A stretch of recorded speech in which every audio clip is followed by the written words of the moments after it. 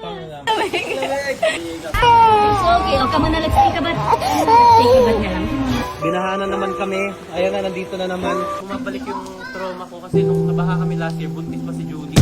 Morning! Ulan. Ah, babait. Oh.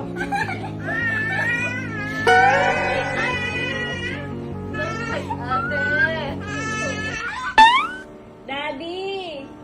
Look at si Opa! Gusto niya maligo sa labas! That's okay. Sing ka muna. Rain, rain, go away. Come again another day. Gusto niya maligo sa labas. Paano naman? Ayun, kanina niya pa sumisilip dyan. Nare-remove niya na daw yung clothes niya. Ate, gusto! Pwede siya pupunta din? Saan po? Bawal siya, anak, baby siya. Tingnan natin na ako ni Opa. Iiyak siya. He's gonna hate me. He's gonna hate me. Close the door. Okay, you're not allowed to go to the rain kasi baka sipunin at ubuhin ikaw. You're still a baby. Okay, so ate, yes. Ayan, oh, may sipon na nga po ikaw, oh. Yes, oh. Ate Ola wants to ligo eh. O, go na. You wanna try? What? Go, guys. Woo!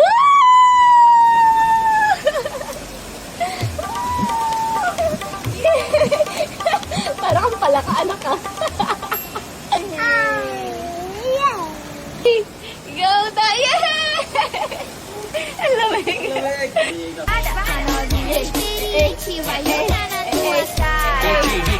Zombie. Okay na ako!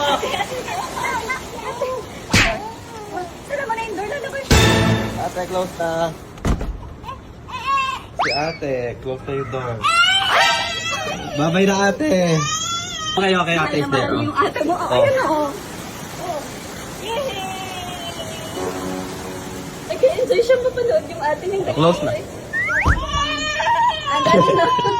Gusto ko pinapaiyak. Yay! Naliligo na si ate. Ay, happy na. Oh, you wanna go there na? Go there na. Ay, pupunta talaga.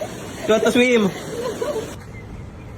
Bubuksan niya yun, no? Pinakita lang namin kung paano maligo sa rain. Hindi namin sinabi magsa-swimming ka dyan. Yes. Maliligo na ako ng... Let's go na, let's go na. It's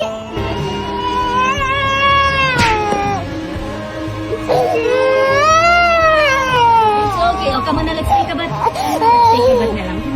Take yung ate niya. Come on. Guys, binahanan naman kami. Ayan na, nandito na naman. Sobrang bilis. Ano, di? Kanina, 30 minutes ago, wala to. Promise. Kasi chinek ko. Wala pa. Ngayon meron na naman. Hindi ko mailalabas yung kotse kasi pag linabas ko ganyan nakalalim sa labas. Pababa kasi ito eh. Oh my goodness. Ayan guys, so baha na. Dito medyo mababa pero dito ang lalim na naman. Daddy, go in.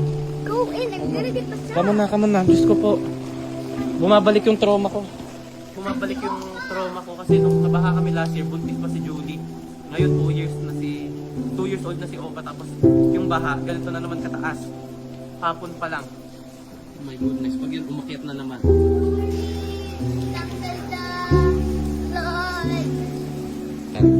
Pasok na ngayon sa gate. Hindi ako mapakali. Nag-aabang lang ako ng... Inaabangan ko lang kung anong nangyayari. Para kung iakyat na namin yung mga gamit. Ayan, malalim na niyan sa labas. Hanggang bewang na yan. Yung pag umabot na dyan, hanggang bewang na sa labas.